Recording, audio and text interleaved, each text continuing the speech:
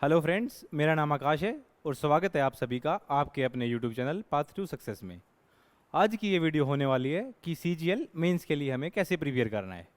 अभी recently CGL ने pre का एग्ज़ाम 2021 का कंडक्ट किया है, जिससे हमें एक बात का एहसास हुआ है कि इस बार प्री में जो स्कोर होने वाला है वो ज़्यादा फ्लक्चुएट नहीं करने वाला बच्चों का। जो ओवरऑल स्कोर बनने वाला है वो बनने वाला है 150 के राउंड। तो जो मेन डिपेंड करेगा वो करेगा मेंस के ऊपर इस बार। तो अगर आप प्री क्वालिफाई करके आ रहे हैं तो आपका सिलेबस एक बार तो कंप्लीट हो चुका होगा। तो इस वीडियो में हम डिस्कस करेंगे कि मेंस में जो आपका स्कोर है वो मैक्सिमम कैसे बूस्ट हो सकता है। 180 के मार्क को आप कैसे टच कर सकते हैं या उसको क्रॉस कर सकते हैं। तो आइए अब हम लोग बात करते हैं स्ट्रेटजी के ऊपर। क्या स्ट्रेटजी आप लोग फॉलो करें जिससे आपका स्कोर 180 प्लस बन सके। सबसे पहली और सबसे इंपॉर्टेंट बात जो कि मैं देख पा रहा हूँ या कोई भी एनालिस्ट देख पा रहा है कि जो भी एसएससी अपना सिलेबस जो भी एग्ज़ाम उठा रही है वो एग्ज़ाम पिछले 5 साल के, 3 साल के, 4 साल के, 5 साल के हेर फेर में उठा रही है। यानी कि वो अपना सिलेबस चेंज नहीं कर रही है, बस क्वेश्चंस का कैलकुलेशन लेवल थोड़ा बढ़ा रही है। जहाँ 5 था वहाँ 3.5 दे दिया, जहाँ 7 था वहाँ 10.9 दे दिया। तो इससे कैलकुलेशन टाइम बढ़ रहा है बस, लेकिन जो क्वेश्चंस का लेवल है, जो सिलेबस है, वो बिल्कुल सेम रह रहा है। जो मेन आज की वीडियो में पॉइंट है वो ये है कि पिछले 5 साल के जितने भी एसएससी ने एग्जाम्स कंडक्ट किए हैं, चाहे सीजीएल प्री हो, सीजीएल मेंस हो, सीपीओ प्री हो, सीएचएसएल हो, एमटीएस हो, सेलेक्टिव फेज हो, सभी के सबके कंपाइलेशन आपको मैथ्स के उठाने हैं और उसको हर एक क्वेश्चन को सोल्व करना है अच्छे से। और जो क्वेश्चन आपको पहली बारी में निकल नहीं पा रहा है आपसे, उसकी आपको एक सेपरेट नोटबुक बनानी है। जो नोटबुक बनेगी उस नोटबुक में ये ज़रूरी नहीं है कि आपको सिर्फ जो क्वेश्चन आपसे हुआ नहीं है वो लिखना है, बल्कि उसके हेर फेर में जो भी क्वेश्चन आते हैं उस टॉपिक से रिलेटेड। मान लो किसी टॉपिक में आपको डाउट आ रहा है, उस टॉपिक से रिलेटेड एक यूट्यूब से वीडियो देखिए और जो क्वेश्चन में डाउट था उस क्वेश्चन से रिलेटेड 3-4 क्वेश्चन अपने कॉपी में लिख डालिए। इससे क्या होगा, जो आपका बेस है वो स्ट्रॉन्ग होगा। इसके बाद जो इंपॉर्टेंट बात है, जैसा कि पहले भी मैंने आप लोगों को बता रखा है, मैथ्स है दो चीज़ों का खेल। पहली चीज़ है कंसेप्ट, अगली चीज़ है कैलकुलेशन। तो कंसेप्ट तो मैक्सिमम बंदों के क्लियर है जिन्होंने कोचिंग ले रखी है, खुद से भी कर रखा है। जो भी दिक्कत आती होती है कैलकुलेशन की। मैक्सिमम बच्चे यही पूछते हैं कि सर जो मेरे क्वेश्चन अटेम्प्ट हो रहे हैं वो 60 आउट ऑफ 100 हो रहे हैं, 70 आउट ऑफ 100 हो रहे हैं, 75 आउट ऑफ 100 हो रहे हैं।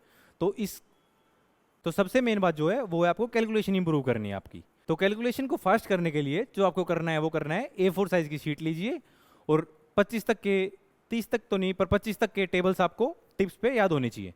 उसके बाद स्क्वेयर्स 25 से 30 तक के स्क्वेयर्स और 15 तक के क्यूब्स आपको टिप्स पे याद होनी चाहिए, जो आपके कैलकुलेशन है बहुत ज़्यादा बेनिफिशियल रहेंगे।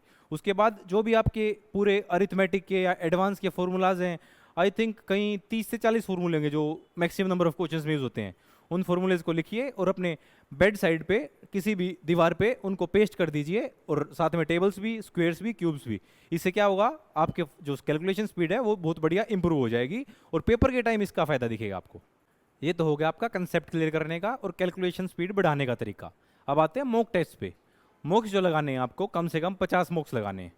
इन मॉक्स से जो चीज़ आपको सीखने के मिलेगी, जो मेरे को सीखने को मिली, सबसे इंपॉर्टेंट चीज़ ये मिली, क्वेश्चंस अटेम्प्ट करना जरूरी नहीं है लेकिन क्वेश्चंस स्किप करना इंपॉर्टेंट है।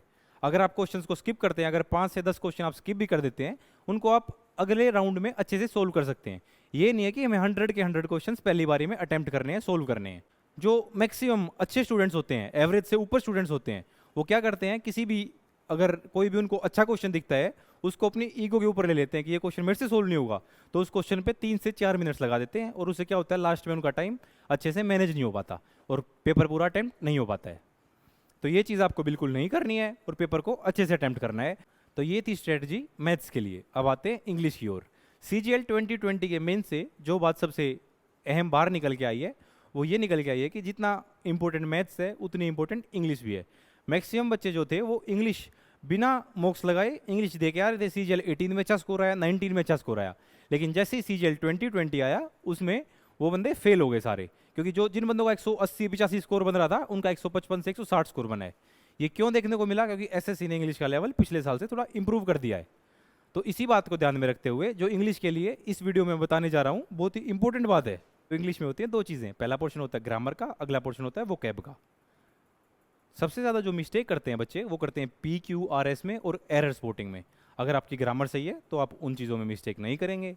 लेकिन इंग्लिश के लिए जो सबसे बेस्ट टिप है वो टिप यही है, जो भी बुक आप फॉलो कर रहे हैं, चाहे वो नीतू सिंह की हो या फिर ब्लैक बुक हो या फिर इंग्लिश मंत्रा हो, जिससे आप वोकैब पढ़ रहे हैं, उसको चेंज ना करें। सेम जो आप बुक पढ़ रहे हो उसी बुक के कंसेप्ट को, उसी बुक के वोकैब को बार बार सेम चीज़ को पढ़ें, जिससे आपकी वोकैब है जो माइंड में बिल्कुल फीड हो जाए पेपर के टाइम पे, जो आपको याद आए। तो जो बात मैथ्स में थी वही बात इंग्लिश में है। मॉक्स लगाना जितना इंपॉर्टेंट मैथ्स में था उतना इंपॉर्टेंट इंग्लिश में है। अगर आप 50 मॉक्स भी लगाते हैं तो एक मॉक में 200 क्वेश्चन आते हैं, 50 मॉक्स में हो गए 10,000 क्वेश्चन। आपकी 10,000 क्वेश्चन की प्रैक्टिस हो जाएगी और बढ़िया स्कोर बनेगा आपका। तो अब आते हैं मेरे खुद के पर्सनल एक्सपीरियंस पे, जो कि मैंने फील किया अपने मेंस के दौरान। सबसे पहले बात करते हैं इंग्लिश के बारे में। इंग्लिश में मैंने अपनी ग्रामर की नोटबुक को 4 से 5 बार रिवाइज किया। जितनी भी वोकैब मैंने कर रखी थी, मैंने अपने टाइम पे की थी 8 to 10,000 वोकैब, उसको रिवाइज किया अच्छे से। और उसके बाद मैथ्स पे आते हैं। मैथ्स के जो कंसेप्ट थे, जितने भी फॉर्मूलाज थे, उनको A4 साइज शीट पे लिख के, क्यूब्स को लिख के, स्क्वेयर्स को लिख के, टेबल्स को लिख के अपने बेड साइड पे चिपकाया और डेली सुबह उठते ही उनका एक बार रिवीजन दिया। और उसके बाद लगाने स्टार्ट किए मैंने मॉक्स। मैंने मेंस के लिए जो नंबर ऑफ मॉक्स लगाए वो लगाए 50 मॉक्स, जिन्होंने पेपर में जाके मेरी बहुत ज़्यादा हेल्प की। हर किसी की लाइफ में एक फेज़ आता है जब आप डीमोटिवेट हो जाते हैं। मेरी लाइफ में भी आया था। जैसे कि 50-60 मॉक्स दिए मैंने, उसमें 2, 4, 5 मॉक्स ऐसे भी थे जिनमें मेरा स्कोर कम बना। लेकिन स्कोर कम बनने का मतलब ये नहीं है कि आप रियलिटी में उस जगह स्टैंड करते हैं। स्कोर में 2 चीज़ होती हैं, एक परसेंटेज और एक परसेंटाइल। तो अगर कंसिस्टेंटली आपका स्कोर मॉक टेस्ट में कम आ रहा है तो आपको एक छोटा सा ब्रेक लेना चाहिए और अपने सिलेबस को अच्छे से ब्रश अप करके फिर दोबारा मॉक टेस्ट लगाने स्टार्ट कर देने चाहिए उसी कॉन्फिडेंस से। तो आई होप कि मैं आप सभी को बता पाया हूँ मेरे एक्सपीरियंस से और वैसे भी कि एसएससी मेंस के लिए कैसे प्रिपेयर करना है अपने आप को। आई होप कि आप सभी लोग अच्छे से तैयारी करेंगे और आई विश कि जल्दी से जल्दी आप सभी लोग का सिलेक्शन हो। अगर आपको वीडियो पसंद आई तो लाइक और शेयर ज़रूर करें। अगर आप चैनल पर नए हैं तो सब्सक्राइब करें। अगर आपको कोई भी डाउट हो तो कमेंट सेक्शन में आप पूछ सकते हैं। इंस्टाग्राम और टेलीग्राम की लिंक भी आपको डिस्क्रिप्शन में मिल जाएगी। Thank you.